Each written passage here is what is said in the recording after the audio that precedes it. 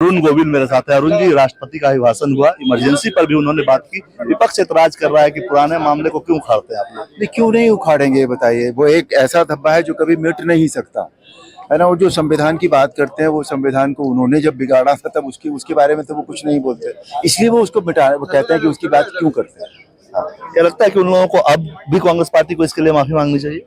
बिल्कुल मांगनी चाहिए, क्यों नहीं मांगनी। नीट परीक्षा को लेकर भी कहा है राष्ट्रपति ने कि देश ने कानून भी बनाया है और चिंता का विषय है। क्या कहेंगे, क्योंकि आपके इलाके में भी बहुत स्टूडेंट। नहीं, चिंता का विषय तो है ही है, और कानून बना है, बिल्कुल कानून से ही काम होगा ना।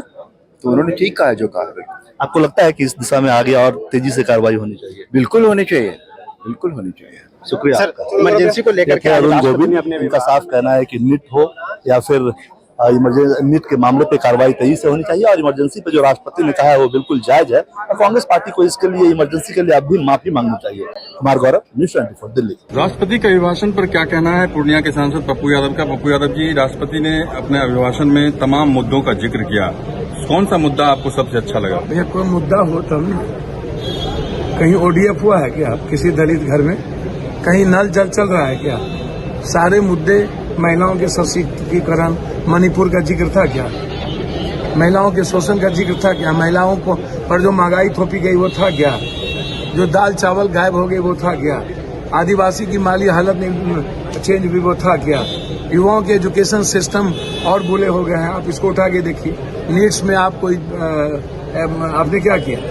आप 10 सालों से आप क्या कर रहे हैं? क्वेश्चन लगातार आउट हो रहा है, आप कहाँ हैं? आप हमको बताइए।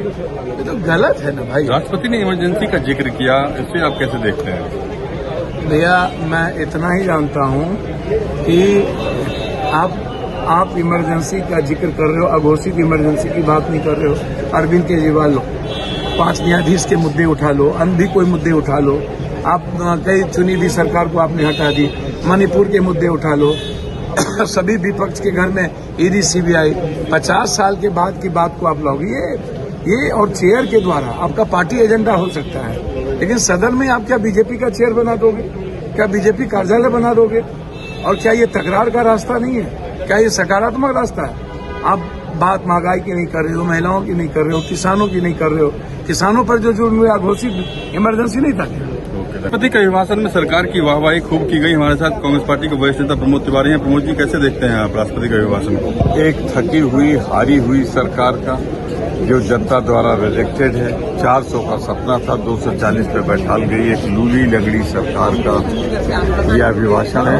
इसमें कोई जीने का उत्साह नहीं। इसमें नीट का भी जिक्र किया गया और आपातकाल का जिक्र किया गया। नीट का जिक्र नहीं किया गया है। मैं सिर्फ इतना कहना चाहता हूँ, जो घोटाला हुआ उसको कोई जिक्र नहीं। आपातकाल का जिक्र, आपातकाल जो मोदी जी ने आज लगा रखा उसका जिक्र होना चाहिए। जो मोदी जी का अघोषित आपातकाल है वो तो संविधान के तहत।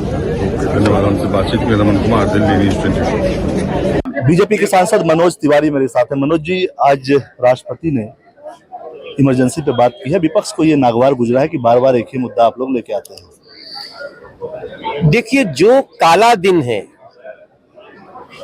जो काला 2 वर्ष है, संविधान पे जहां चोट ऐसी की गई कि संविधान को ही तार तार कर दिया गया, उसको अगर हम 25 जून के आसपास नहीं याद करेंगे तो कब याद करेंगे? अब ये लोग सोच रहे हैं कि उनकी पार्टी का जो पाप है उसकी कोई चर्चा ही न करे, तो ये तो नहीं हो सकता। आदमी जो कहता है, आदमी जो करता है, जिंदगी भर वो सदाएं पीछा करती हैं। कांग्रेस और राहुल गांधी जी तो आजकल अपने हाथ में वो लेकर के संविधान का अनादर करते हुए लहराते रहते हैं। और फिर भी मान लीजिए संविधान की बात करें तो संविधान पर जिस दिन सबसे ज्यादा चोट पहुंची है उसको क्यों भूलना चाहते हैं? क्योंकि वो जो भ्रमित करना चाहते हैं देश की जनता को, वो भ्रम टूट जाता है जब आपातकाल की याद दिलाई जाती है। और आपातकाल की बात इसलिए हो रही है कि आज हम 27 जून को है, 25 जून को उसकी आपातकाल की बरसी थी और हम लोगों ने कल ओम बिरला जी ने भी पद का शपथ लेते हुए स्पीकर महोदय ने कहा, और अगर इस दौरान नहीं याद करेंगे तो कब याद करेंगे? नीट परीक्षा को लेकर भी राष्ट्रपति ने कहा है, क्या लगता है कि उस पर काफी गंभीरता की जरूरत है? देखिए, ये सरकार है, पारदर्शी सरकार है। राष्ट्रपति महोदय भी जिस समस्या की बात कर रही है, कुछ छुपाया नहीं जा रहा है।